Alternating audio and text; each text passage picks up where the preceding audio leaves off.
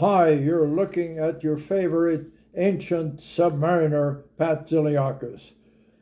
We started talking about Andrew Higgins earlier. Now we'll continue.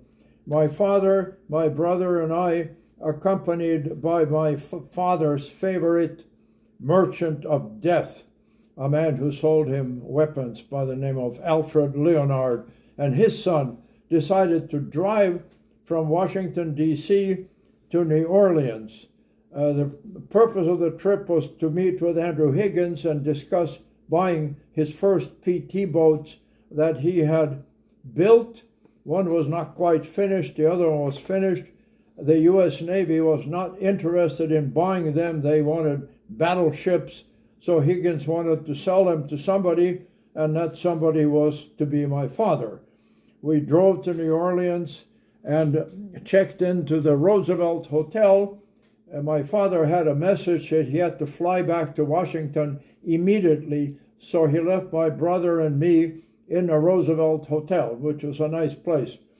There was a knock on the door, and at the door was a young man with a shaved head, which was unusual in those days. He introduced himself as Roland Higgins, the son of Andrew Higgins, who had just lost his hair in a fraternity initiation at Louisiana State University in nearby Baton Rouge, where he was a student.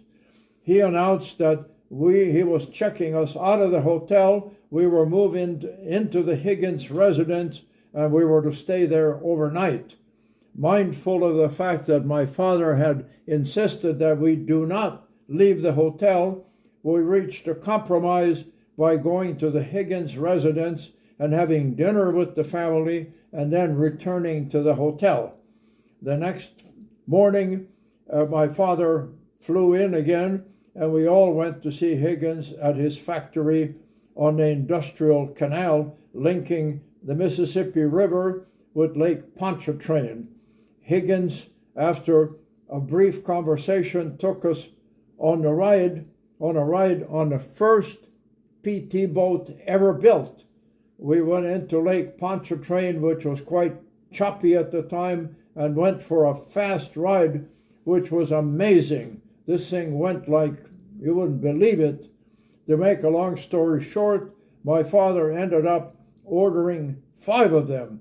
Only 2 were ever delivered, but that's another story.